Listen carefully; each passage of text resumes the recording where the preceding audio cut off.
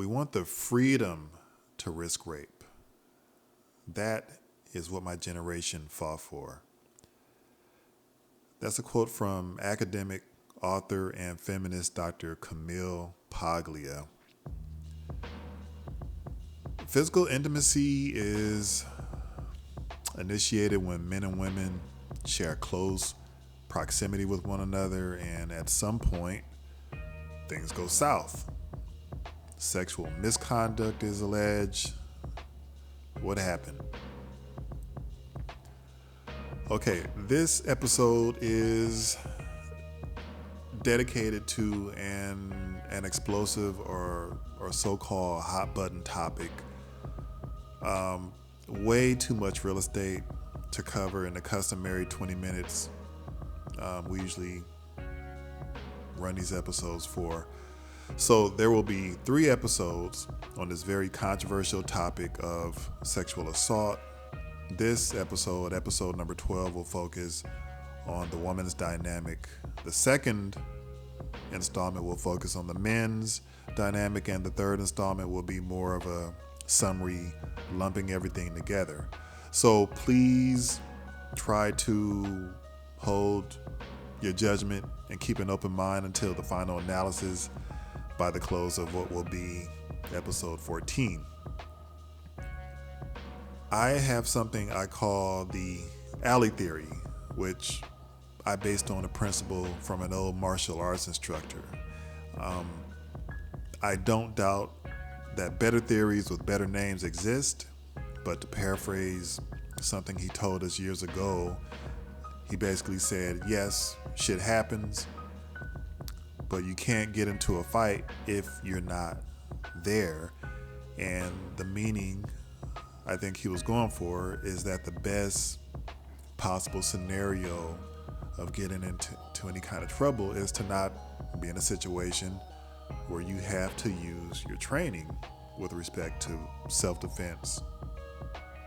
So I think we need to remember in life there are varying levels of risks in everything that we do.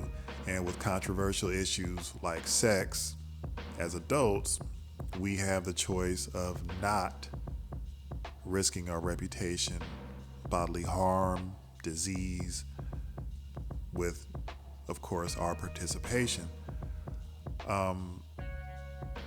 Where we are today, this is an awkward period, in my opinion, with alleged and in some cases verifiable sexual misconduct directed towards women. The most visible accusations, of course, there's those with high-profile personalities in the corporate world, the government sector, entertainment, what have you. Things are a lot different now than the decades that came before us in terms of the level of exposure these things have. And coincidentally, people have much wider channels to publicize and or hear about these allegations, whether they're truthful or they're just fabricated. The problem with sexual misconduct, the most complex and controversial segment of this issue is, I'm going to say without a doubt, is the crimes that men commit against women, or commit against women, excuse me. I think we got to remember that there are exceptions. There are cases when some women deliberately make false accusations, and we know some incidents come from innocent misunderstandings. But in general, we know that there is a stop sign that a woman puts up that signals to a man that she does not want certain levels of physical intimacy, if any. Where that stop sign is depends on the woman, the situation, who the guy is, and some other factors. So for clarity, an example of a stop sign is a man leaning in for a kiss on the lips and the woman turns her head and presents her cheek. It's, him reaching for her breasts or her genital areas or her ass, and she stops the guy's hand from continuing to touch that particular area. lots of variations, lots of iterations. Sometimes that stop sign is very pronounced. Sometimes it's soft or very subtle.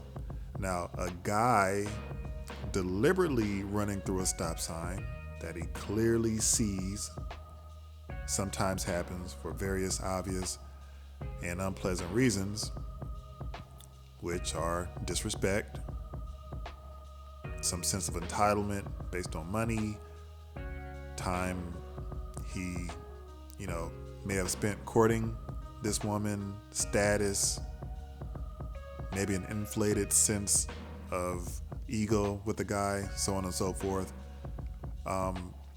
That is a very bad path to the absolute worst case scenario for the woman. And that absolute worst case scenario, of course, is rape. Inadvertently running through a woman's stop sign occurs because some men are not as romantically savvy or aware as others. These guys, for whatever reason, are just not good at reading a woman's body language. That may be one of several reasons why so many young women in their late teens and early 20s have bad sexual encounters with inexperienced, horny, and sex-starved young men. A man who's more of a veteran in the game of dating doesn't have to conduct himself like that. A veteran knows his romantic range. He knows where the lines are clearly drawn, and he, in a lot of cases, he isn't starved for sex. The reality of it all, unfortunately, reaching a 0% state of sexual assault is a pipe dream. There is no area of human interaction with a 0% rate devoid of conflict or crisis. People make mistakes. It's just going to happen. We're not cyborgs running some software program that prevents errors. That may come much later when you and I are not around on this planet. We have car accidents, we say the wrong things, we accidentally bump into each other. We even vote for the wrong politicians. Moving along. But maybe we can do something to cut that number down by collectively coordinating thoughts and understandings on it, keeping conversations going. I think the misconnection for the women, I will venture to say that some women believe guys should intuitively know where their personal stop signs are in cases where they aren't really obvious. This could happen. I also think that some women aren't aware of how they broadcast mixed signals. I will say, in their defense, some women have blind spots that really limit their ability in seeing a conflict approaching when it comes to sex. For example, seeing this conflict approaching at the 1 mile mark as opposed to seeing it at the last minute when it's just 1 foot in front of them. Well, by then, you can run into some sort of a crisis. I will also venture to say that some women miss their level of participation in these incidents, and I'll get into what I mean by that in a bit. So if we are reconnecting the dots, I will say on a human level, we can all relate to something being taken from us against our will. It is a horrible, unpleasant thing. I can't imagine what a horrible and terrifying feeling that is for a woman to be physically or sexually assaulted or raped, and I'm not even going to try. Society at large understands that the biggest physical threat to women historically has been men. That's not a point I don't think any rational person can argue. But let's move away from the obvious cases of sexual assault and rape where men clearly run the stop sign and address perhaps what can be considered the less obvious moments. A man being assertive or being some arrogant asshole, clunky, or just awkward with first encounters doesn't necessarily constitute sexual assault.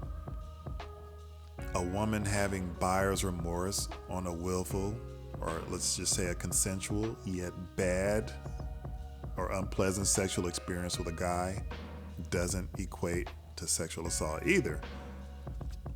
So, as a side note, guys have regrettable consensual sex with women after the fact as well.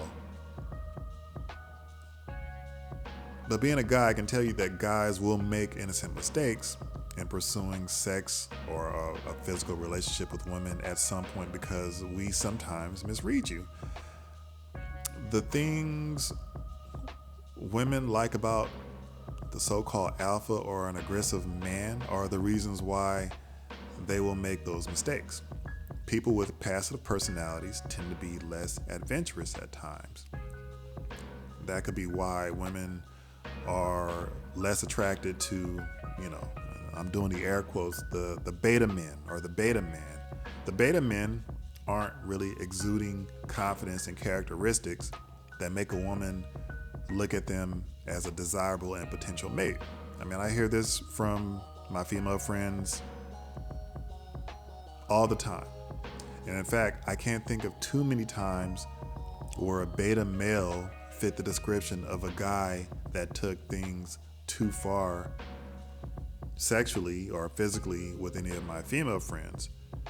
Not impossible, I just don't recall, and it's a more difficult scenario to, I don't know, it's hard to see in terms of characteristics.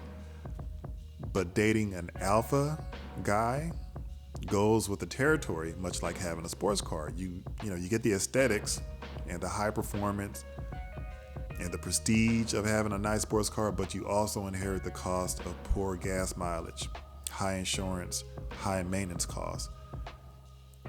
Alpha-leaning guys can be successful, bold, aggressive, or whatever you want to say in pursuing women, and women, you do like that. But you may be getting, an overly confident or an arrogant bastard with boundary issues, or the other issues that I spoke of earlier. So as adults, we need to look at issues like these with as much nuance and detail as possible. Why? Well, I've said it before many times, all the pieces matter, even the pieces that make us uncomfortable, and especially the pieces we need to be accountable for with both genders. So here are the pieces as I see them, and there's about 5. So number 1, men are very sexual and visual creatures. That's just hard-coded in our DNA. 2, women, guys will desire some of you sexually no matter what. Sometimes it doesn't matter what your appearance is, if you got morning breath or anything. You could be wearing a Bob's Big Boy costume or be dressed like a fucking centaur. Some men will still find you sexually desirable. It may sound goofy and far-fetched, but trust me on that. 3, so having said that, donning makeup that brings attention to your eyes, your lips, your face is visually appealing to men. It's appealing to us. It draws us in. We will take notice. Wearing form-fitting and revealing clothes that expose like breast meat or protruding nipples, ass crack, the contour of your hips, the outline of your vagina, your legs, your calves, and your feet, it attracts us, whether you or other women are aware of it or not. I even heard once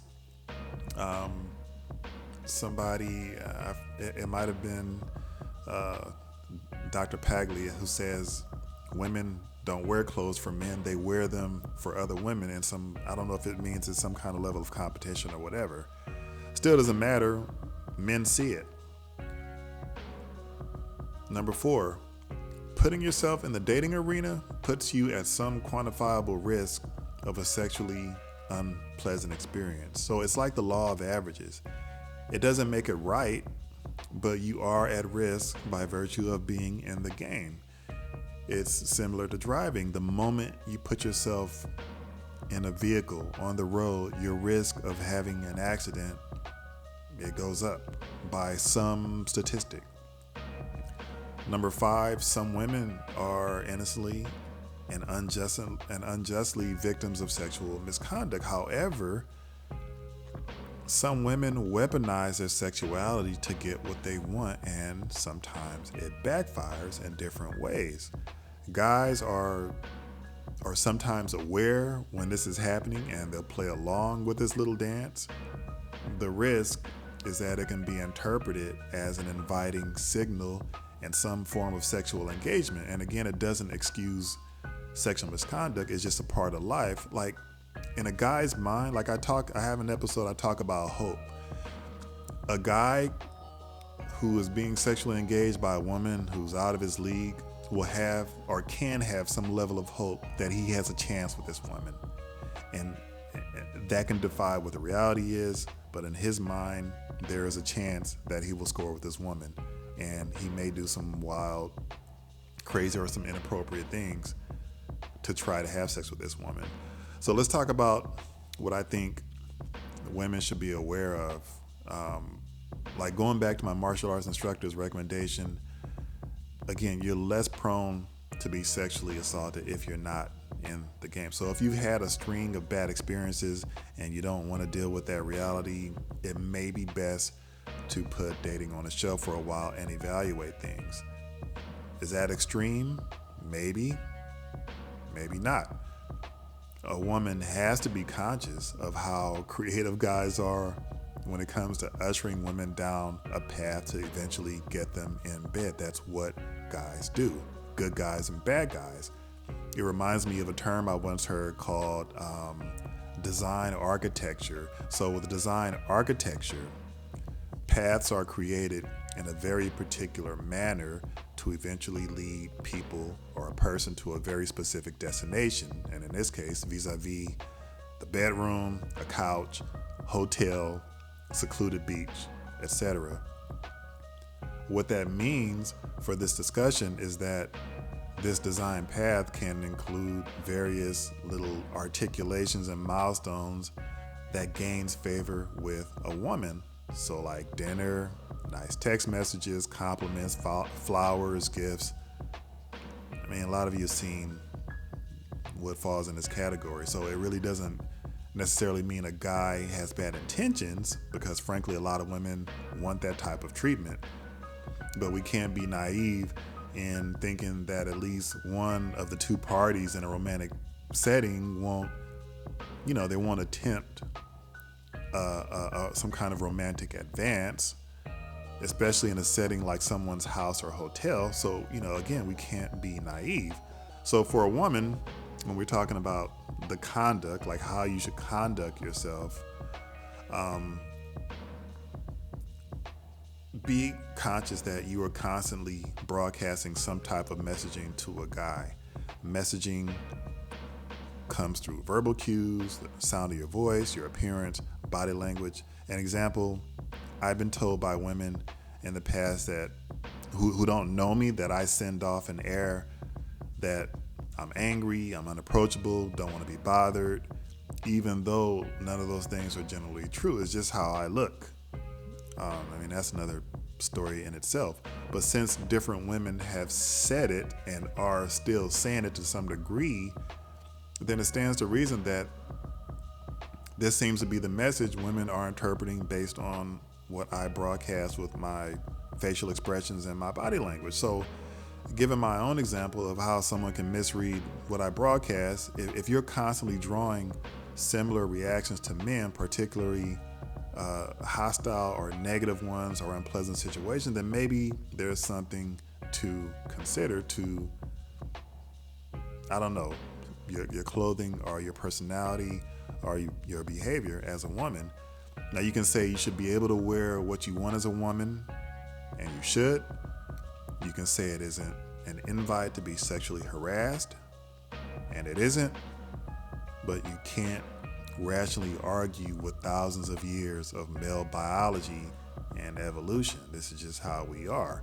Now, with sexual assault, I would say a woman needs to be 100% sure that a guy went through her verbal stop sign of an emphatic no or or please stop, or physically just pushing a guy away, pulling away before calling foul.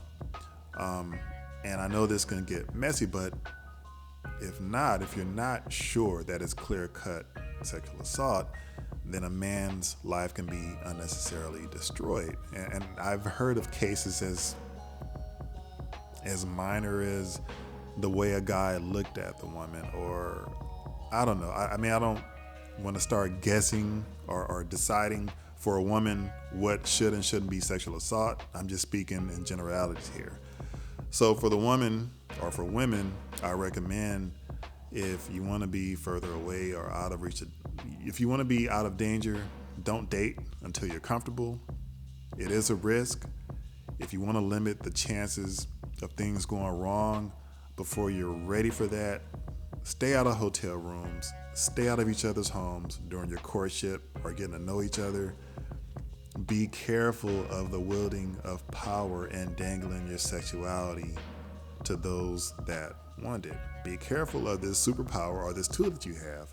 Guys do this too. It's fun sometimes. It can be playful. Some people like it, but there could be consequences based on how far you take it and how it's received. And fellas, I'll address this in the next installment when it comes to you. So I think, again, for women, have a talk about physical intimacy early on, where your boundaries are. A decent man will hear you out. He'll respect what you say and stay engaged, or maybe say thanks, but no thanks for whatever reason. That is where you may weed out the bad ones, or you may weed out the guys where you're just not a fit. If something is going south during intimacy, say the words no, stop, please stop, time out, or just like, look, we need to talk about this. Maybe you have to raise your voice for a guy to understand that something is not right and you're not comfortable. Even if you have had a bad experience right after, you should at some point, maybe sooner than later, say, look, I'm feeling a certain way about what just happened.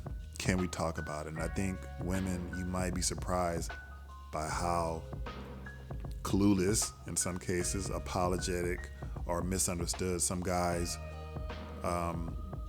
are in reading the situation and reading the signals that they may have thought they were receiving. So that wraps up this episode. We're not done. There's 2 more coming of this 3-part topic. Next, we'll focus on the men folk. So thanks for listening. Stay tuned. Next episode coming up.